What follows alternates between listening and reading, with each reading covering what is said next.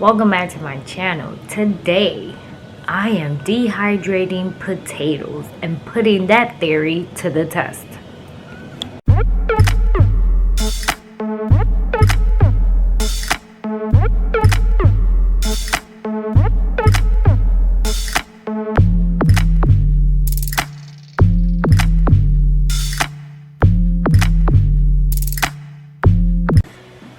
Alright guys, so we're putting dehydrated potatoes to the test. As you guys may or may not know, me and my husband bought 10 acres in Tennessee to go retire, obviously there, and to go sustain ourselves so we can retire early. Obviously, I can't tell you my age, but I'm somewhere near in the 40s, and my husband is somewhere near in the 50s.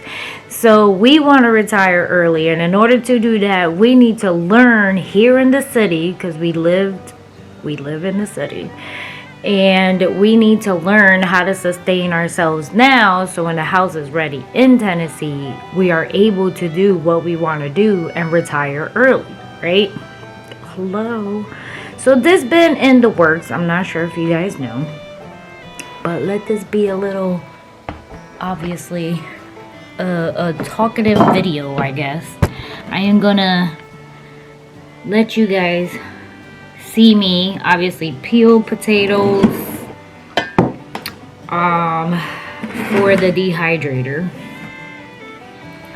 I'm making them into fries, so let me show you. So I'm cutting them into french fries, and from the research I did, obviously I'm washing them right now, I'm cutting them up.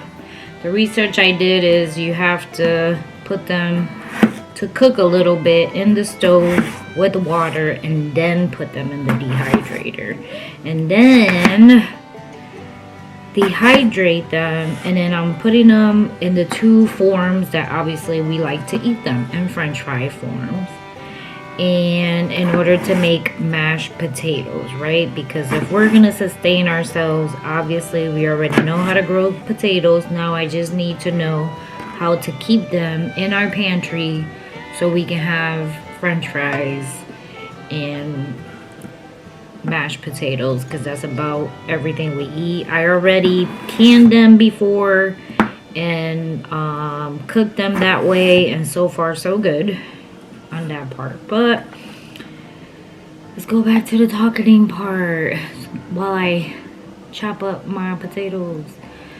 The concept is that I'm gonna try to grow everything that obviously we like to eat. So when we go to Tennessee, that's the kind of stuff we want to grow, so we don't need to go to the store. Our land is literally about an hour and a half to any major stores, so that's one. And two, obviously we don't want to work. I mean, I think I'm taking my job with me. I'm not sure yet. It's up to them, basically. They have no idea yet, but why I tell you guys on YouTube. If I can take my job, I would love to take it, but as we all know, it's up to God whether or not the job it is offered to me to take to work. I mean, to Tennessee. Will I be able to do both? I think so, because then obviously Campbell will be out doing the major stuff, and I won't be able to help him till like after 4 or on the weekends. So he will be doing all the major stuff if I do take my job with me. Obviously he'll be taking care of the animals, which is something we have to learn when we get there, because obviously here where we live we can't have animals. So that kind of stuff will be something we'll be learning when we get there. Back when I was younger, I lived in Puerto Rico, and I think I've told you guys this. And when I lived in Puerto Rico, the only thing I took care of and was able to be with was chickens. So I think I can handle chickens. all the bigger animals we did not have. I think every now and then I remember my dad butchering pigs, but obviously we were younger. I was between the age of like 5 and 12. So as I got older, obviously I do remember the butchering of the chickens and the pigs. But we didn't raise the pigs. The pigs came from somewhere else, which my parents passed away a long time ago, so I can't ask them where the pigs came from. And my older brother, one of my older brothers, don't want to leave nobody behind, the one who lived with me in Puerto Rico is 2-3 years older than I am, so I'm not sure if he would remember. I could ask him. I mean, I spoke to him the other day. I should ask him. But I remember butchering pigs. Obviously not a lot of it, but I do remember bits and pieces because I was younger. And I definitely remember the chicken part. And we used to eat, obviously, the eggs that came from the chicken. And my parents sustained themselves out of the finca, which obviously we're Puerto Ricans. That's what it's called, a finca. And that's what we had. And my parents sustained themselves with the finca. And my father actually grew more than what we ate and would sell it sort of like in a farmer's market in downtown. He would sell his extra stuff to people. And that's how they made their money and Social Security. Now that you all up in my business, I am a baby of 10. Literally 8, 2 are adopted, but who cares? They're still my siblings. And, yes, I said 10 of us. I want to say only 4 of us grew in that kind of form. Everybody else grew up differently. We're in different kind of age groups, so we were all born different in different, obviously, age groups. We're not all close together. We're in like groups basically. So I obviously was raised in Puerto Rico. Once we hit teenage years, my father brought us back here. They were elderly already, collecting Social Security. Yes, they were. My dad was anyways, and my mom worked when she lived here when we lived here in the U.S. When we didn't live in the U.S. and we lived in Puerto Rico, she took care of us, obviously, and she took care of the household. That I can remember. I don't remember her ever doing anything in the finca except for cooking whatever my dad brought her for lunch, dinner that needed to be done. So I'm okay. All that to tell you that obviously I'm trying to do the same concept here because I want to retire early. So I think I will take my job. I will try to balance it out. But once we're settled and we want to do the farming, obviously 100%, and do like farmer's market and that kind of stuff, then obviously I wouldn't be able to work. And I would tell my job, obviously, and not have that income. But our guess is as good as, your guess is as good as mine, right? Because we don't know. Right now we're still here in the city. The house is being constructed, I guess, as we speak. We'll find out more in March. And we'll have a better idea of what's coming along, right? So I'm pretty sure I can handle both. I've been able to handle the little bit that I do currently here because obviously I've been working from home since COVID hit. And the not funny, but the weirdest thing is that me and my husband had this plan before COVID hit. So everybody's calling us crazy because they didn't know this. And we had this planned already before COVID hit. Then obviously COVID hit. I've been home, working from home. COVID hit. It's been 2 years. My husband still currently works at his jobs and the side hustles. And obviously now it's happening faster. Granted, we didn't want it this fast. I think our plan was like before COVID, it was like 5 to 6 years prior to COVID. So we probably wouldn't be in the stage we are now because it wasn't our plan. Because one, we still have some debt, right? And you guys know this because you follow our debt journey. And we wanted to get rid of that debt first before doing all this stuff. Well, obviously COVID hit, so things got, this was when COVID hit, that was the time to buy, because obviously people started freaking out. People wanted to live out in the country. As you guys know and see in the market, everything is going crazy. So we knew we needed to buy, and we had already been saving to buy land. It's just that we weren't saving to buy land. We were saving in general to buy land, to build the house. So we had some money saved, but it wasn't for like sort of the steps on how we're doing it now. And it's so weird because, you know, not weird, I always say it's God's timing. You have this vision of what you want to do. You think you want to do it. Sometimes it fails, and I look at it as God didn't want you to do that because it failed. Just like obviously this is coming through because we ended up buying the 5 acres. Next thing you know, the other 5 was available. So we brought that. Now we have 10 acres. And it's always God's timing. Like the first few houses didn't come through. Now we have one and it's coming through, right? But I say if the other houses would have came through, were we prepared to leave and be able to sustain ourselves in Tennessee? Nope, we were not. Hold on, guys. Change of topic now. So I did not peel them. I left the skin on. I'm putting them in water. I am gonna rinse them out really quick and then put them on the stove for a few minutes. So here they are. Let's go back to us.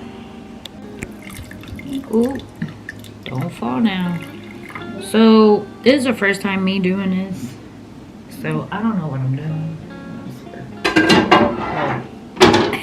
That's true, I don't know what I'm doing, but I am gonna put salt and pepper for taste, because I don't know, I feel like everything should have some kind of flavor in it before I cook them. I mean, I am gonna cook them. We're putting them on the stove for a little bit, so I think it should have some kind of flavor before I dehydrate them. Now, from every video I've seen, because this is how I've been learning all this other stuff, because my mom never did any of this stuff. My mom didn't do any canning. My mom didn't do any dehydrating, but it was a tropical island, so technically you didn't have to, right? Because the things we ate in Puerto Rico are not the things we eat now, because obviously I don't live in an island. I mean, I could buy bananas and stuff like that, but I don't want to buy. We don't want to spend any money. So back to the topic, why I put this to cook is, can I hold this with one hand? Nope, I can't. Please hold. Alright guys, so we're putting them to cook. Put a timer on for 10 minutes. And it's about medium heat. Technically, they're just supposed to be tender. So, alright, let's continue. So what I was saying, the things we ate in Puerto Rico were island kind of things. They're not the same things we eat now. I mean, I still eat them, but obviously I can't grow them. I have to buy them. So the concept of moving to Tennessee is only eat whatever I can grow. So that's obviously potatoes.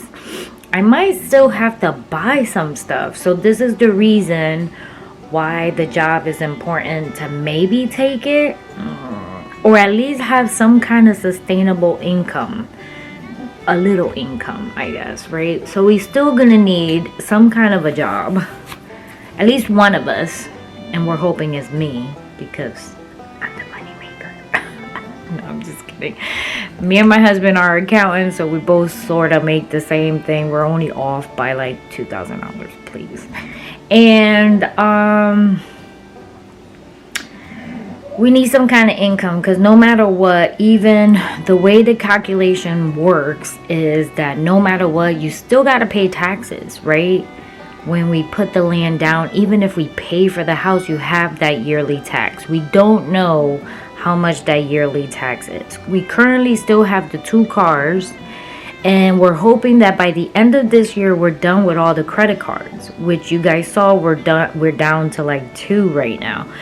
And they're not that big. Whatever we do end up using on the credit card, we are paying off. So whenever I go to Lowe's to buy anything that has to do with the garden, by the following month I'm paying it off. The same thing with my Victoria's Secret. I used it to buy some bras, TMI, but I paid it off with the bucket, because we have our clothing envelope, our cashless clothing envelope. So no matter what, you know, you think about it, no matter what, we still need an income, some kind of income coming. So obviously we've been to Tennessee, but we don't know what it's like, right? We don't know if the farmers market is going to be a reality. We don't know that living in our mountain, I'm going to call it our mountain, living in our mountain is going to be okay to put a little table to sell to the 50 people that live in our mountain. Yes. So this is why all this other stuff is important. So at the moment we're playing things by ear, but I'm preparing myself now while I live here in the city for everything that's going to happen in the future, because all this stuff that I'm doing now is teaching me what I need to do for when I go to Tennessee.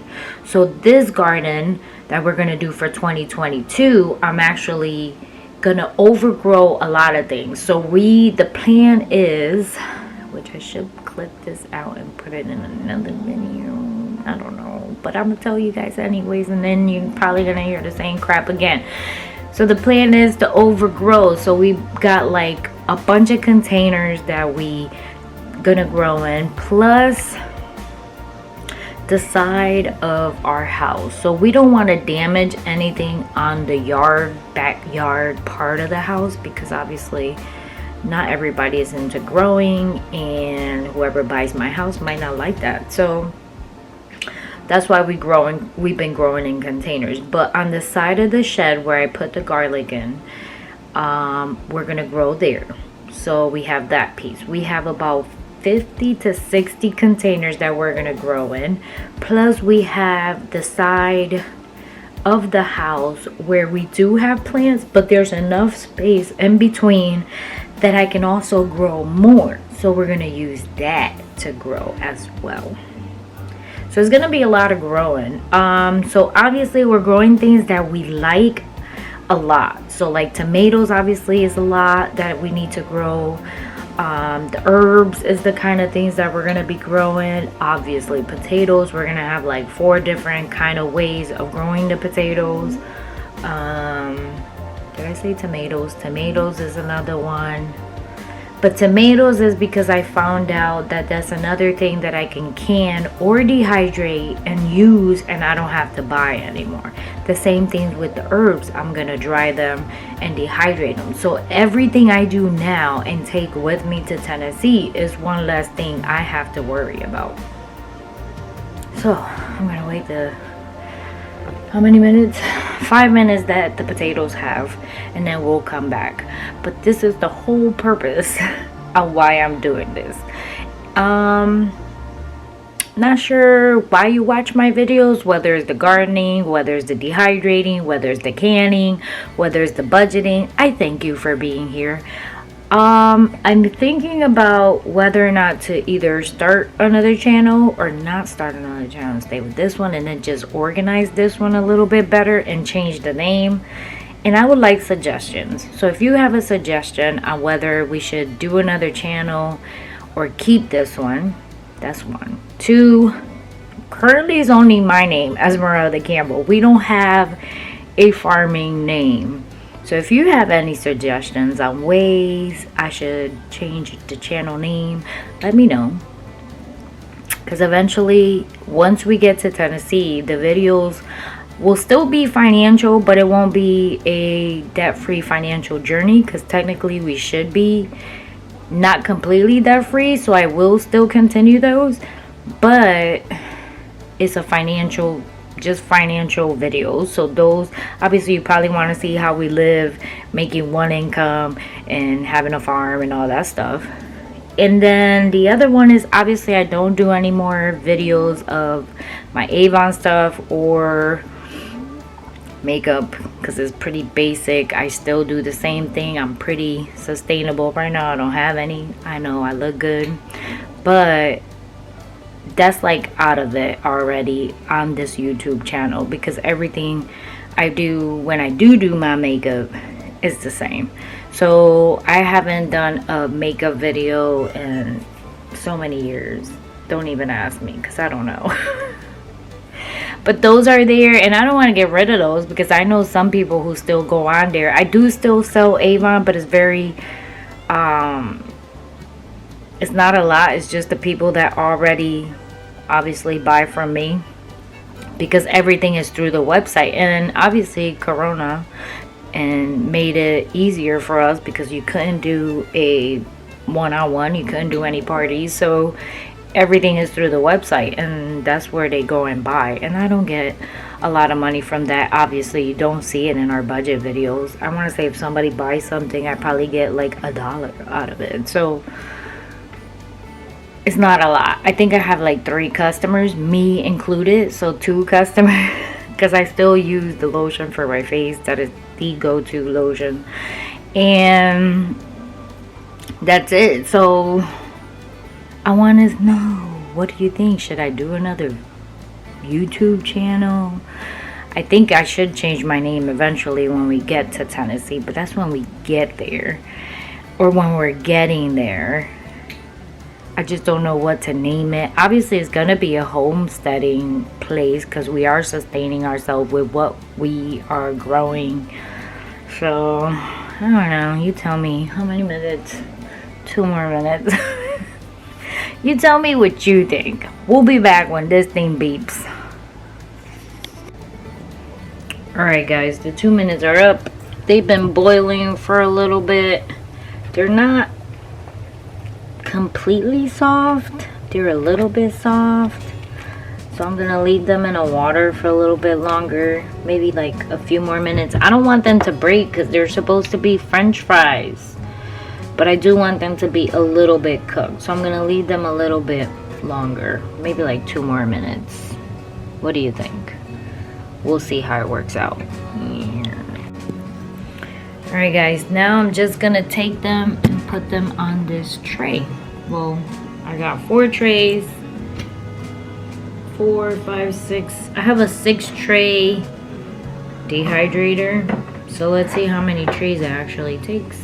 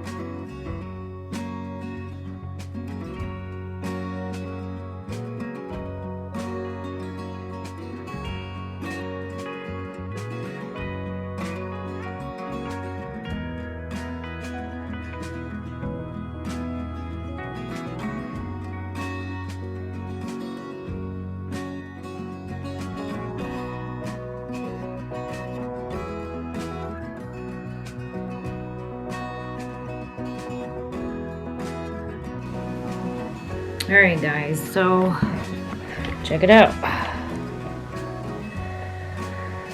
So we're just gonna plop them in here. You see, I still got 2 more trays, so if I want, I could separate them a little bit more, but I'm just gonna let it be.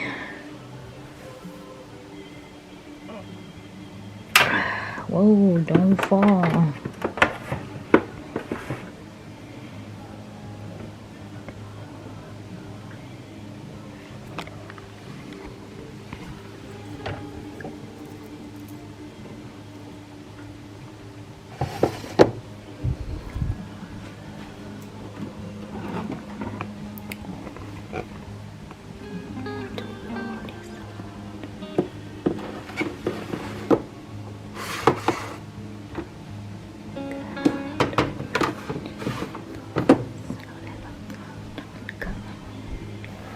Mind the dirty dishes.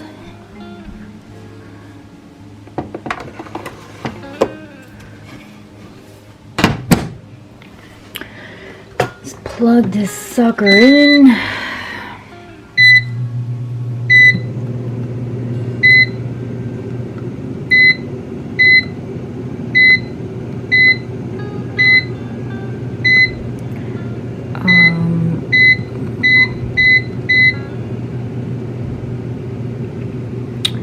So I think that's correct. I have to double check, but I'll put it somewhere around here, the correct amount, when I check online.